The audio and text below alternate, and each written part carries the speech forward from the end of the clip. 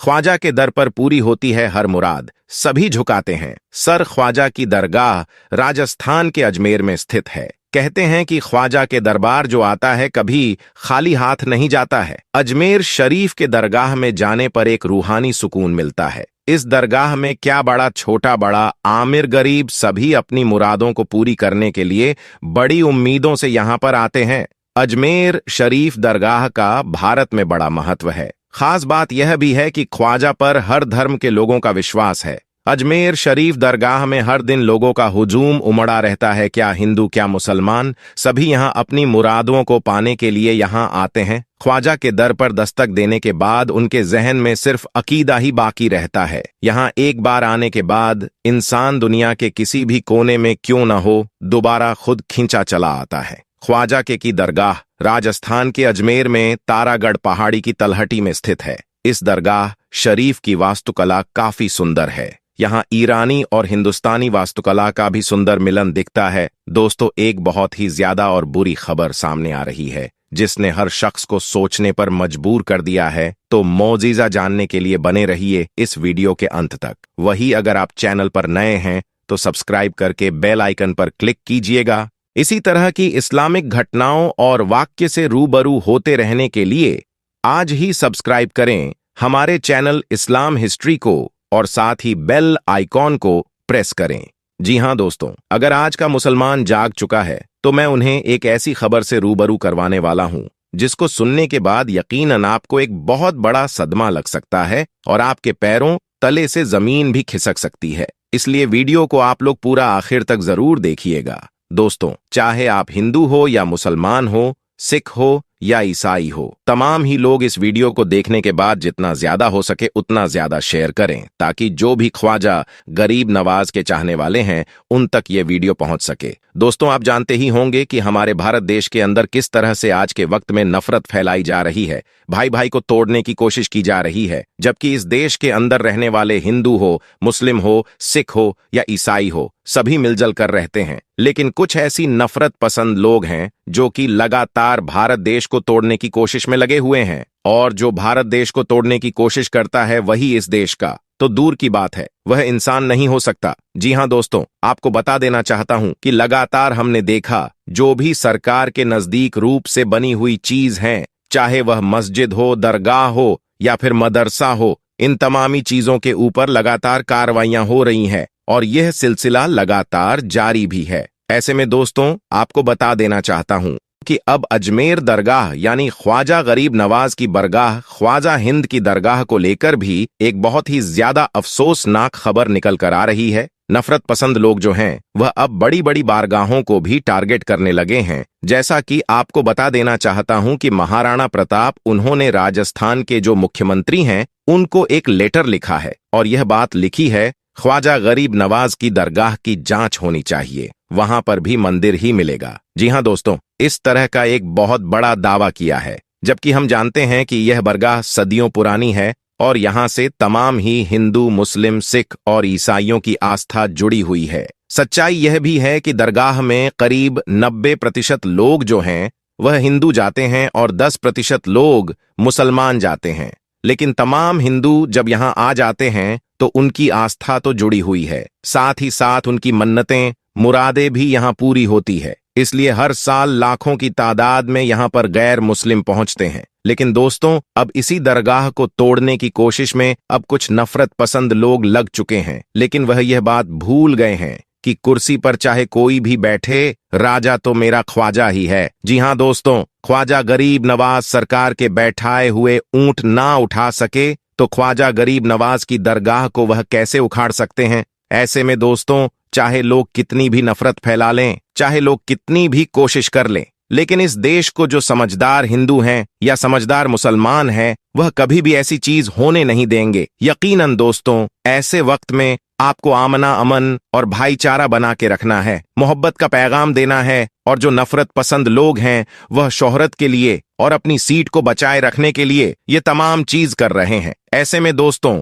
हमें उन लोगों की बातों में नहीं आना है। वह चंद लोग हैं जो कि हर मजहब के अंदर पाए जाते हैं, चाहे वह हिंदू हो, मुस्लिम हो, सिख हो या ईसाई हो। हर मजहब के अंदर 2-4% ऐसे लोग जरूर होते हैं जो कि देश को तोड़ने की कोशिश में लगे हुए हैं। ऐसे लोग इंसान हो ही नहीं सकते, क्योंकि मजहब नहीं सिखाता आपस में बैर रखना। हिंदी है, हम वतन है, हिंदुस्तान हमारा। जी हां दोस्तों, जो इस देश के नागरिक होगा वह अमनो अमान और भाईचारे की बात करेगा, कभी भी इस तरह से दूसरों के आस्था को तोड़ने की कोशिश नहीं करेगा, दूसरों की बारगाह को तोड़ने की कोशिश नहीं करेगा। इसीलिए मुझे लगा कि आप तक ये बात जरूर पहुंचानी चाहिए। प्यारे दोस्तों, सच्चाई भी है कि इस दरगाह में हमारे भारत देश के प्रधानमंत्री हर साल चादर भिजवाते हैं। क्या हमारे भारत देश के प्रधानमंत्री की भी आस्था इस दरगाह से जुड़ी हुई है? साथ ही साथ दोस्तों, आपको यह भी बता देना चाहते हैं कि बड़े बड़े सेलिब्रिटी जो है वह अपना काम शुरू करने से पहले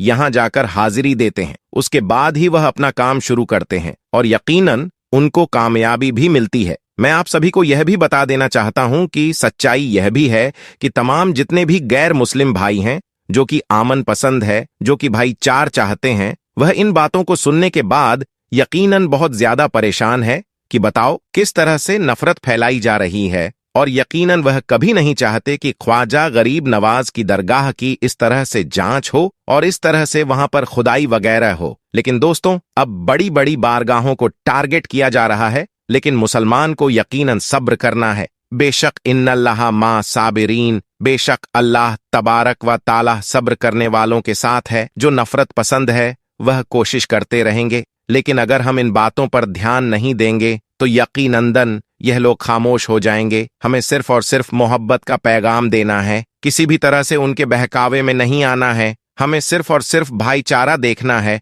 और यकीन इस देश की एकता की यही मिसाल है। मुझे उम्मीद है आप मेरी बातों को समझ रहे होंगे। मेरे प्यारे दोस्तों, ख्वाजा गरीब नवाज की दरगाह कोई छोटी बारगाह नहीं। जी हां दोस्तों, यह करामाती बरगाह है। तमाम ही मजहब के मानने वालों की यहाँ मुराद पूरी होती है। अकबर बादशाह भी यहाँ आया था मुराद लेकर कि अल्लाह उसे एक बेटा आता कर दे, और अल्लाह तबारक व ताला ने अकबर बादशाह को एक औलाद की नियत आता फरमाई, यानी बेटा अता फरमाया। तो सच में यह बहुत बड़ी बारगाह है और हर साल यहाँ पर लाखों की तादाद में लोग पहुंचते हैं। ऐसे में चाहे लोग कितनी भी कोशिश कर लें, ख्वाजा गरीब नवाज की दरगाह का वह बाल भी बांका नहीं कर सकते। हमें इंशाअल्लाह पूरा यकीन है इस बात पर। दोस्तों, पृथ्वीराज चौहान और हजरत ख्वाजा गरीब नवाज रहमतुल्लाह आले का वाक्य हर खास और आम को मालूम है कि पृथ्वीराज ने हर कोशिश की कि वह किसी न किसी तरह से गरीब नवाज रहमतुल्लाही आले ने को शिकत दे सके। लेकिन जब पृथ्वीराज चौहान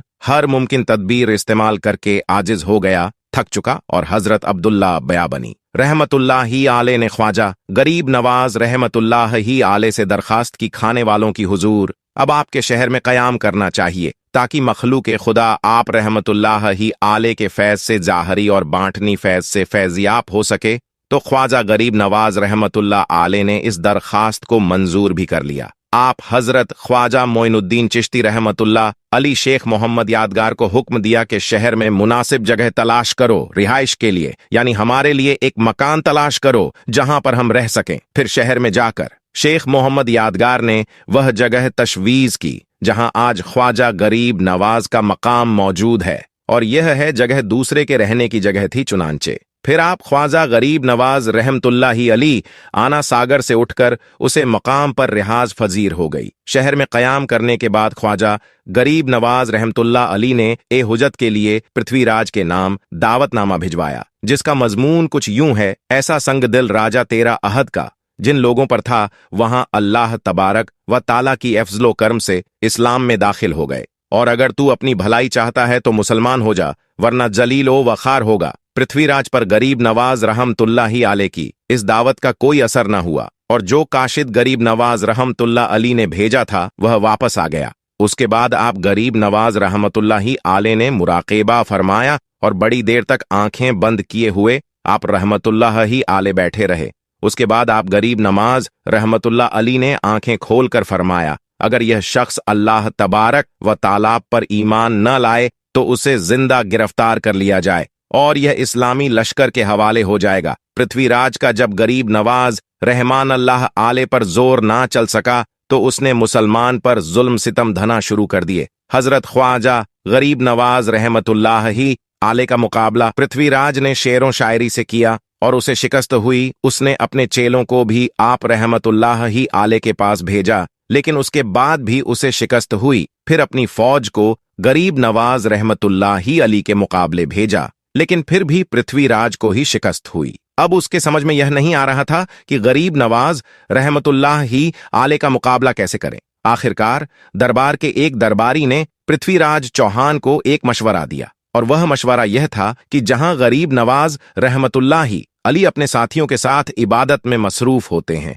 वह जगह खुले आसमान के नीचे है और वहां इर्द गिर्द कुछ खास जगह के अलावा ना कोई रिहाइश है और ना कोई दुकान है। क्यों ना ऐसा किया जाए कि पागल हाथी को किलो वाली सुराग से जदोकात किया जाए, यानी उसे तकलीफ दी जाए। उसके बाद उसको गरीब नवाज रहमतुल्लाह अली की जानिब मोड़ दिया जाए, ताकि वह बदमस्त हाथी सीधा ख्वाजा गरीब नवाज रहमतुल्लाह ही आले के हल्के के जानिब भागने लगे। और क्योंकि वह तो इबादत में मसरूफ होंगे, ना भाग सकेंगे न ही मजाहिमत कर सकेंगे, पृथ्वीराज को यह मशवरा बड़ा अच्छा लगा, और इस तरह गरीब नवाज रहमतुल्लाह ही आले के चाहने वालों में से कोई बगावत न कर सकेंगे, और यह हाथी का मामला एक हादसा मालूम होगा। चुनांचे फिर एक बहुत बदमस्त हाथी को पड़कर जंगल से लाया गया, जो बिल्कुल पागल था, और किलो वाली सुलाह के साथ उस हाथी को चोटें दी गई, और इस तरह उसे गरीब नवाज रहमतुल्लाह अली के हल्के के जाने में दौड़ने का पूरा इंतजाम कर दिया गया। सबसे बड़ा खौफनाक और मनुवजनी हाथी यानी भारी हाथी गुस्से से भरा हुआ ख्वाजा गरीब नवाज रहमतुल्लाह आले की हल्के की जानिब दौड़ने लग गया, और उस हाथी के दौड़ने से जमीन भी थरथरा रही थी, और वहां मौजूद इर्द गिर्द के लोग उस हाथी को दौड़ते हुए देख रहे थे, तो वह लोग दांतों तले उंगलियां दबाने लगे और यह खतरनाक मंजर देख रहे थे कि तमाम मसहिबिन और ख्वाजा गरीब नवाज रहमतुल्लाह ही आले हाथी के पांव तले कुचले जाएंगे। मसहिबिन ने जब एक पागल हाथी को अपनी तरफ अंधाधुन आता देखा, तो एक बार उन पर भी लड़जात्री हो गया, मगर क्योंकि ख्वाजा गरीब नवाज रहमतुल्लाह ही सुकून में थे, इसीलिए वह भी अपने जगह पर बैठे ही रहे। ख्वाजा गरीब नवाज रहमतुल्लाह अली ने जब यह मंजर देखा, तो आप रहमतुल्लाह जमीन से एक चुटकी मिट्टी उठाई और हाथी की तरफ उस मिट्टी को फेंककर फूंक मार दी। आप रहमतुल्लाह ही आले का अमल करना ही था कि हाथी उसी वक्त वहीं पर रुक गया और अचानक से वह पत्थर का बन गया। अल्लाहू अकबर। कुछ लम्हा पहले वह लोग जो हाथी से डर रहे थे, वही लोग अल्लाहू अकबर की सदाएं लगने लगे और ख्वाजा गरीब नवाज के पास आ गई, और आप रहमतुल्लाह अली के हाथ पर बैत की और मुसलमान हो गई। सुभान अल्लाह। तो दोस्तों, ये थी ख्वाजा गरीब नवाज की जिंदा करामत, जिससे कि अभी आपने इस वीडियो में फरमाया कि जब भी आप रहमतुल्लाही आलिनी अपने करामात का जुहूर फरमाया, तो वह सिर्फ इसलिए जाहिर किया ताकि लोग आपकी करामात को देखकर राह हक इख्तियार कर लें। सुभान अल्लाह। दोस्तों, उम्मीद करता हूं कि आज का यह वीडियो आपको पसंद आया होगा। वीडियो पसंद आए तो इस वीडियो को लाइक करके ज्यादा से ज्यादा शेयर करें। अल्लाह रब्बुल इज्जत की बारगाह में दुआ है कि मौला हुजूर पाक सल्लल्लाहु अलैहि वसल्लम, अहले बैत और तमाम साहिबा इकराम और तमाम औलिया अल्लाह के वसीले से हम सबको मुकम्मल इश्क रसूल अता फरमाए, हम सबके ईमान की हिफाजत अता फरमाए, हम सबको नेक अमल करने की तौफीक अता फरमाए। अल्लाह रब्बुल इज्जत की बारगाह में दुआ है, जितने भी लोग इस वीडियो को देख रहे हैं, अल्लाह तबारक व ताला उन सब की तमाम दिल्ली जायज तमन्नाओं, आरजू मुरादों को पूरा फरमाए। जो लोग परेशान हैं, उनकी तमाम परेशानियों को दूर फरमाए। जो लोग कर्जदार हैं, अल्लाह तबारक व ताला उन्हें कर्ज से नजाकत आता फरमाए। जो लोग बीमार हैं, उन्हें मुकम्मल शिफाए कामिला आता फरमाए। और जो लोग रोजी रोटी कारोबार के लिए परेशान हैं, अल्लाह तबारक व ताला उनकी गैबी मदद फरमाए और उनके रिस्क में बरकत अता फरमाए। और जिन लोगों ने हमें कमेंट के जरिए दुआ के लिए कहा है, ए मेरे रब उन तमाम लोगों की जायज मकासिद को पूरा फरमा। आमीन सुम्मा आमीन। दोस्तों, तब क्या हुआ जब हो गई अजमेर शरीफ में सांप की बारिश? तो फिर क्या हुआ दोस्तों? एक सनसनी फेस वीडियो आपके सामने रखने जा रहे हैं। उसे धरती से, जिस धरती के राजा महाराजा गरीब नवाज सरकार हैं, दोस्तों ख्वाजा गरीब नवाज की दरगाह अजमेर मोहल्ला, और उसे अजमेर मोहल्ला में जब हुई सांप की बारिश, तो फिर क्या हुआ दोस्तों? कैसे दिखाई दी ख्वाजा गरीब नवाज की करामात आपके सामने रखने जा रहे हैं। दोस्तों, हिंदुस्तान की धरती में जब संजर के सुल्तान संजरी सरकार ख्वाजा गरीब नवाज तशरीफ लाए तो दोस्तों सबसे पहले वह जिस जगह पर पहुंचे वह जगह हिंदुस्तान का अजमेर मोहल्ला था। और अजमेर मोहल्ला में जिनकी हुकूमत चल रही थी, जिनकी हुक्मरान चल रही थी, वह थे पृथ्वीराज चौहान। जब ख्वाजा गरीब नवाज हिंदुस्तान में आने के बाद जब उन्होंने दिन की दावत लोगों को देना शुरू की तो इस बात की भनक बादशाह को लगी। बादशाह ने ख्वाजा गरीब नवाज को अजमेर से निकलने का फैसला कर लिया। पहले तो जहां ख्वाजा गरीब नवाज बैठते थे उस जगह पर ख्वाजा गरीब नवाज के बैठने की जगह पर बादशाह के ऊंट बैठे थे। उसका वाक्य आप लोगों ने सुना होगा कि कैसे ख्वाजा गरीब नवाज कहकर चले गए। जब बादशाह के सैनिकों ने उन्हें यानी ख्वाजा गरीब नवाज को जबरन वहां से उठने पर मजबूर किया तो ख्वाजा गरीब नवाज ने कह दिया कि ठीक है, चलते ही हम यहां से बैठे हैं, राजा के ऊंट और बैठे ही रहेंगे। बहरहाल दोस्तों ख्वाजा गरीब नवाज तो वहां से निकल गई, लेकिन जब ऊंट बैठे तो फिर वह ऊंट बैठे ही रह गए। जमीन ने इस कदर जकड़ लिया ऊंट को के जैसे जमीन अपने आप में चिपका लिया हो। जब ख्वाजा गरीब नवाज रहमतुल्लाह आले अजमेरी मोहल्ला में पहुंचे उनका मुकाबला शादी देव से हुआ। लेकिन जब शादी देव खुद ख्वाजा गरीब नवाज में आ गया और कलमा पढ़कर मुसलमान बन गया तो पृथ्वीराज चौहान के अंदर और खलबली तारी हो गई। पृथ्वीराज चौहान ये सोचने लगा कि इस बाबा को तो हमने जिन्नात से भी बहीदा दिया, जिन्नात जो उनको हरा नहीं पाई, मेरे सैनिक भी उन्हें हरा नहीं पाए, पागल हाथी भी उनका कुछ नहीं बिगाड़ पाया। मुझे तो ये लगता है कि यह बहुत बड़ा जादूगर है और जादू को जादू से ही हराया जा सकता है। बहरहाल उसने उस वक्त के सबसे बड़े जादूगर, जिसको दुनिया ये जमाना जयपाल जोगी के नाम से जानती थी, राजा जयपाल जोगी को बुलाता है दरबार में बुलाने के बाद सारा माजरा ख्वाजा गरीब नवाज की पूरी हकीकत उनके सामने रख देता है कि कैसे उन्होंने अजमेर में रहना मुश्किल कर दिया है, कैसे लोगों को हक और हक्कानियत की दावत दे रहा है, कैसे इस्लाम की दावत सुल्तान उल हिंद दे रहे हैं। हमने बहुत कोशिश की लेकिन वह भागते नहीं है, तो हम किसी भी तरीके से ख्वाजा गरीब नवाज को अजमेर से भगा दो। अब दोस्तों वह उस वक्त का सबसे बड़ा जादूगर था, बड़ा घमंड में था। उसने कहा बादशाह टेंशन लेने का नहीं, मैं हूं ना, मैं पल भर में उनको भगा दूंगा। और अगर वह अजमेर से नहीं भागा, अजमेर को खाली करके नहीं गया तो फिर वह जान से भी हाथ धो सकते हैं। बहरहाल जयपाल जोगी ख्वाजा गरीब नवाज से मिलने के लिए चला जाता है, साथ में लगभग 2500 छोटे छोटे जादूगरों को भी लेकर जाता है। जयपाल जोगी के आने की खबर ख्वाजा गरीब नवाज को मिल जाती है। मुरीदों में थोड़ा सा डर भी था कि जयपाल जोगी वक्त का सबसे बड़ा जादूगर था। सुल्तान उल हिंद ख्वाजा गरीब नवाज को बताया जाता है कि हुजूर आज आपसे मुकाबला करने के लिए जयपाल आ रहा है। वह जयपाल जिसकी जादू का कोई काट नहीं कर सकता है, वह जयपाल जो आज तक किसी से हरा नहीं, जिससे भिड़ा है, वह बर्बाद हो गया। ख्वाजा गरीब नवाज के सामने जयपाल की बातें रखी जाती है। ख्वाजा गरीब नवाज कहते हैं कि मेरे मुरीदों तुम घबराओ मत, मैं एक डेरा खींच देता हूं, एक लाइन खींच देता हूं। इस दायरे के अंदर जब तक मेरा मुकाबला जयपाल से होता रहे तुम में से कोई भी इस दायरे से बाहर नहीं जाना। बहरहाल ख्वाजा गरीब नवाज ने एक लाइन खींचकर एक लकीर खींच दी, सारे मुरीद उसके अंदर आ गए। अब जयपाल आता है, ख्वाजा गरीब नवाज को धमकाता है। उसके बाद ख्वाजा गरीब नवाज उनसे डरते नहीं है। दोस्तों सोचने का मकाम है कि जो अल्लाह से डरने वाला हो वह भला किसी जादूगर से क्या डर सकता है। ख्वाजा गरीब नवाज के ऊपर जयपाल की किसी भी बात का कोई असर नहीं होता है।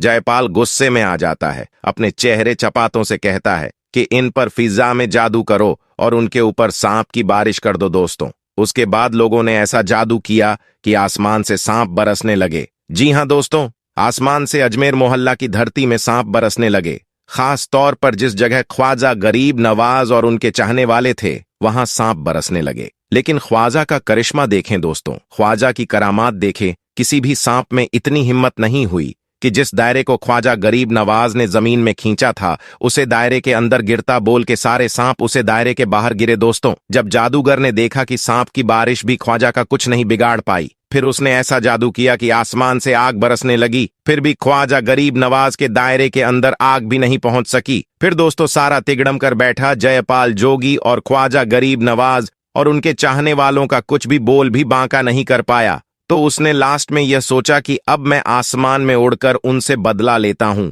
उन पर जादू करता हूं। उसके बाद वह हिरण की खाल फेंकता है और उसे पर सवार होकर आसमान में उड़ जाता है। दोस्तों, इतना देखना था कि ख्वाजा गरीब नवाज अपने कारवां को हुक्म देते हैं कि जो कि कुफ्र आसमान में है और तू यहां पर है, जाओ उसको पकड़कर मेरी बारगाह में लेकर आओ। बस फिर क्या था दोस्तों, ख्वाजा गरीब नवाज का खदावन उड़ता है। तारीख गवाह है कि खदावन जयपाल जोगी के सर पर इस कदर बरसता है कि डर के मारे जयपाल जोगी तड़पता हुआ ख्वाजा गरीब नवाज के कदमों में गिर जाता है। और जब कदमों में गिरता है तो फिर ख्वाजा गरीब नवाज इस जयपाल जोगी को कलमा पढ़ा देते हैं। वही जयपाल जोगी आज तक दुनिया में जमाना में अब्दुल्ला बायाबनी के नाम से जाना जाता है। आज भी कोई रास्ता गुम हो जाते हैं और अब्दुल्ला भैया बनी के नाम से अगर दुआ करते हैं तो अल्लाह तबारक व ताला उनको रास्ता दिखा देता है। वही हिंदुस्तानी इतिहास पर सबसे अमिट छाप छोड़ने वाले मुगल बादशाह शहंशाह अकबर पहली बड़ी हस्ती थी जो ख्वाजा के दरबार में पहुंची थी। उसके बाद से तो मानो दुनिया भर में ख्वाजा के दरबार में पहुंचने की होड़ सी मच गई। जहांगीर से लेकर शाहजहां तक, औरंगजेब से लेकर दारा शिकोह तक ने ख्वाजा की दर को बड़े फर्क से चूमा या फिर अपने नाम की चादर यहां भिजवाई। कभी आधी दुनिया पर राज करने वाले इंग्लैंड की महारानी विक्टोरिया की चादर भी ख्वाजा के दरबार में पहुंची, तो वहीं हैदराबाद के निजाम से लेकर पाक प्रधानमंत्री जिया उल हक, राष्ट्रपति परवेज मुशर्रफ व पाकिस्तान राजनीति के बड़े चेहरे बेनजीर भुट्टो और बिलावल भुट्टो ने ख्वाजा की दर पर आने के सौभाग्य को नहीं खोया। दरगाह अजमेर शरीफ एक ऐसा पाक शफ़ाक नाम है जिसे सुनने मात्र से ही रूहानी सुकून मिलता है।